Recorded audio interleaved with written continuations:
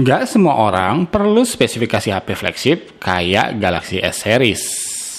Tapi, siapa sih yang nggak mau punya desain HP yang sekelas flagship?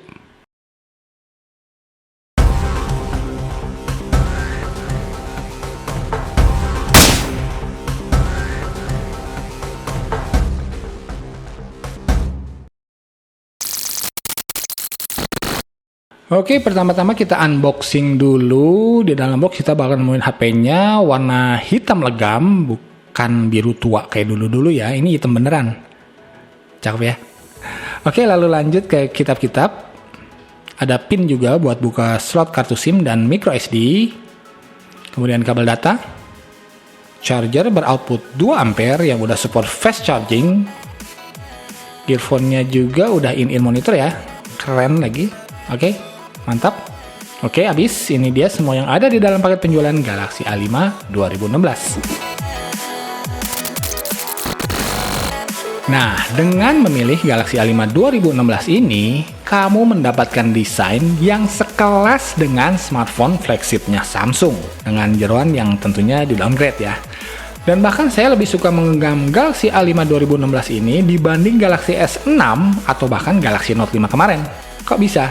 Karena tampaknya Samsung semakin menyempurnakan detail di Galaxy A5 2016 ini agar lebih nyaman lagi saat di-juggling oleh jemari kita. Frame metal solid yang dikikis oleh Accent Chamfered Edge yang disambung dengan kaca bertepian melengkung 2,5D Gorilla Glass 4 di bagian depan dan belakang smartphone ini adalah perpaduan yang brilian. Karena sukses bikin HP ini terasa sangat natural di tangan, bagaimanapun cara kita berinteraksi dengannya. Penyebabnya adalah telapak tangan kita nggak akan menemukan sudut tajam dimanapun. Nah, senada dengan feel menggenggamnya, dari sisi estetikanya juga keren banget ya. Dan kan ada tuh HP yang baru kelihatan keren pas lihat dari belakangnya aja. Nah, ini enggak men. Kamu mau mantengin kegantengan HP ini dari sisi mana aja, ya tetap dapat gemesnya. Seakan-akan Samsung ingin menunjukkan bahwa desain smartphone mereka nggak gitu-gitu aja. Bobotnya juga bikin mantap di genggaman, dan perpaduan desain dan feel tersebut bikin kita betah mandang dan pakai HP ini berlama-lama. Plus, bikin dilema juga sih, apa kita mau pasang casing tambahan atau enggak. Karena feel dan looks tanpa casingnya udah enak banget. Tapi ya takut apa-apa kalau ada apa-apa. Jadi sempurna lah ya desainnya. Enggak juga sih, karena penggunaan material kaca pada back cover emang punya beberapa keuntungan. Kayak nggak mengganggu kekuatan sinyal, kelihatan mewah juga, lalu bisa menahan panas berlebih saat gaming, dan ternyata lebih tahan goresan dibanding plastik atau metal, karena kacanya Gorilla Glass 4 ini ya. Tapi minusnya, bodi HP ini mudah ternodai sama minyak dari jemari kita, dan kalau jatuh, bisa pecah men. Posisi flash dan lensa kamera utama juga rentan terhalangi oleh jemari kita ketika dalam posisi kuda-kuda siap memotret. Dan sayang banget juga nggak ada LED notification. Seperti biasa UI Samsung yang sekarang saya sih suka ya. Alasan utamanya ada 4. Yang pertama, stabil alias jarang banget nemu bugs. Yang kedua, ringan dengan manajemen RAM yang bagus, buka tutup aplikasi, booting, dan restart terasa gesit banget. Yang ketiga, banyak pilihan tim gratisan yang lumayan bagus-bagus. Oh ya, ada beberapa tim yang didesain khusus, eksklusif untuk seri Galaxy A ini. Mantap kan? Dan yang hebatnya lagi, HP-HP Samsung rata-rata lebih awet baterainya dibanding HP-HP brand lain yang punya kapasitas baterai yang sama, berkat manajemen penggunaan baterai yang juara. Walau buat yang suka ngotak-ngatik HP-nya biar terlihat lebih personal atau intuitif, UI-nya Samsung ini mungkin bukan yang paling cocok buat kamu. Karena prioritas UI-nya ini simple, ringan, dan stabil.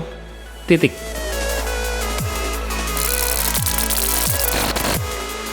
Perpaduan layar Super AMOLED dengan resolusi Full HD emang juara banget. Gambar-gambar yang dipertontonkan terlihat begitu hidup, tajam, vivid, dengan kontras dan saturasi yang gonjreng. Ya, walau masalah selera sih, tapi kalau saya sih suka. Sensitivitas dan keterlihatan pada sudut pandang rendahnya pun juara. Plus, layarnya menyandang predikat Gorilla Glass 4 dengan tepian 2,5D glass di kaca depan dan kaca belakangnya. Walau ada sedikit twist yang sedikit berimbas ke sektor performa, apa itu? Yuk, lanjut ke hardware.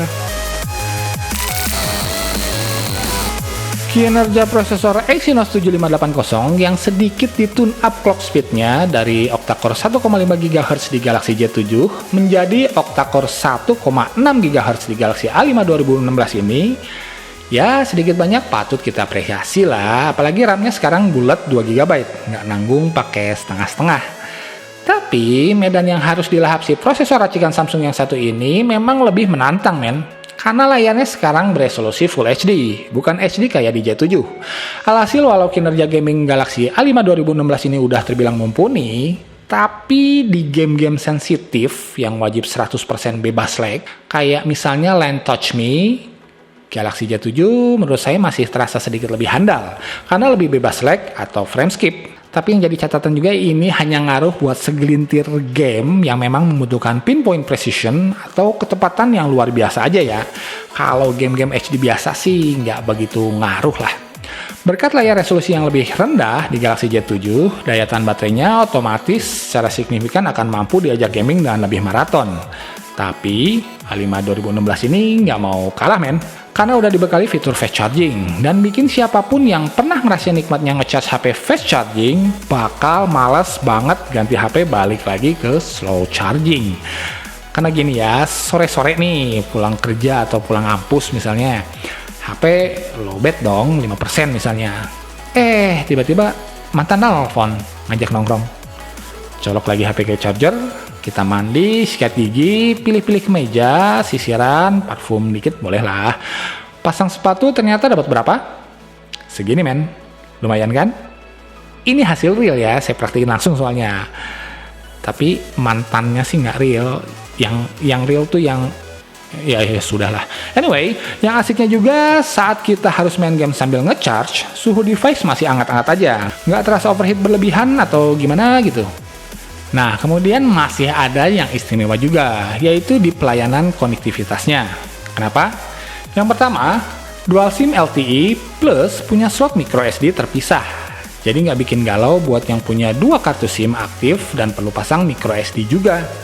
Yang kedua, support 4G LTE semua operator di Indonesia, termasuk Smartfren dan Bolt. Ketiga, udah support LTE Cat 6. Jadi kalau kamu punya kartu Bolt yang memang sudah LTE Cat 6 ready, HP ini bakal bisa mengoptimalkan jaringan LTE Cat 6-nya Bolt itu. Buat yang pengen tahu LTE Cat 6 itu apa dan apa aja keunggulannya, saya pernah buat artikelnya di website kami www.obatgaptek.net yang linknya langsung saya kasih di bawah, oke? Nah, buat kamu yang mau nyobain main virtual reality, Galaxy A5 2016 ini belum bakal bisa memenuhi ekspektasi kamu karena nggak ada sensor gyroskopnya. Untungnya sensor-sensor lain sih udah lengkap, termasuk magnetic dan ambient light sensor. Lanjut ke kamera, kameranya memang belum sekelas flagshipnya Samsung memang, tapi ya bisa dibilang hanya satu tingkat aja di bawahnya, dan overall masih di atas rata-rata kebanyakan smartphone kelas menengah lainnya. Yang diunggulkan dari kameranya adalah punya dynamic range yang tergolong baik di kelasnya, baik kamera depan maupun kamera belakangnya. Kemudian penggunaannya mudah, simple, dan user friendly banget, nggak pakai ribet pokoknya. Punya bukaan lensa atau aperture yang besar juga di f/1,9, yang artinya untuk mengambil gambar dengan efek bokeh bakal lebih nendang hasilnya.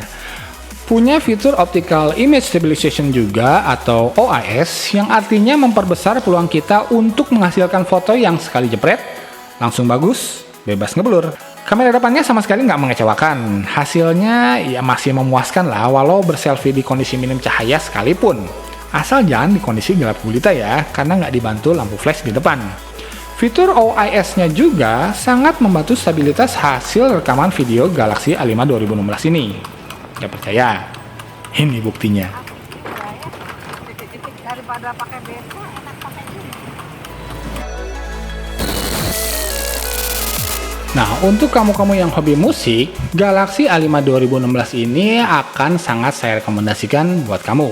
Karena pertama udah ada musik playernya, bawaan Samsung yang kayak fitur, namun tetap simple, jadi nggak nebeng lagi ke Google Play Music ya. Earphone bawaannya juga keren men, keluaran suaranya juga di atas rata-rata earphone bawaan biasa. Dan terakhir, speaker bodinya yang walau bukan speaker body yang terlantang keluaran suaranya, tapi dinamika dan kedalaman suara yang dihasilkan udah masuk kategori memuaskan.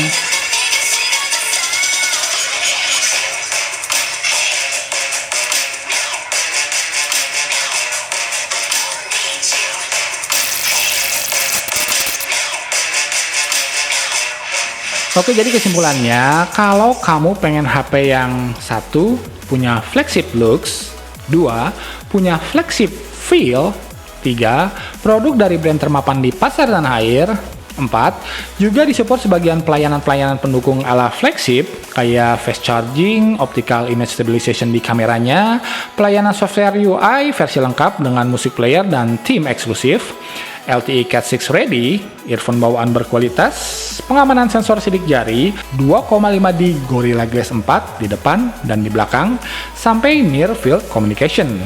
Nah, Galaxy A5 adalah pilihan yang sangat cocok buat kamu. Tapi karena harga jualnya setengah dari harga smartphone flagship Samsung tahun ini, kamu nggak bakalan dapat yang pertama, kamera, yang masih satu tingkat di bawah kamera Samsung Galaxy S series keluaran terbaru. Yang kedua, kinerja hardware-nya yang walau udah oke sih di Galaxy A5 2016 ini, tapi belum masuk kategori monster. Dan beberapa pelayanan flagship beneran yang masih disunat seperti wireless charging, edge screen, resolusi layar 2K, VR ready device karena nggak punya gyroscope ya, 4K video, sampai heart rate monitor misalnya. Jadi, kalau beberapa poin pengurangan barusan masih bisa kamu anggap ya nggak urgent atau penting-penting amat gitu, kamu bisa mendapatkan feel ala flagship dengan potongan setengah harga di Samsung Galaxy A5 2016 ini. Tapi, kalau kebetulan rezekinya berlimpah dan memang mengejar kepuasan maksimal, atau juga kamu termasuk entusias user, mau ada HP kelas menengah didandanin kayak apa juga, HP flagship tetap harga mati men, nggak ada kompromi. Oke guys, itu dia reviewnya. Semoga bisa tetap memberikan informasi yang akurat, apa adanya, dan nggak bias tentunya. Mudah-mudahan bermanfaat. Mohon maaf buat informasi yang masih belum akurat. Yuk, kita tetap Indonesia yang melek iptek. Assalamualaikum warahmatullahi wabarakatuh.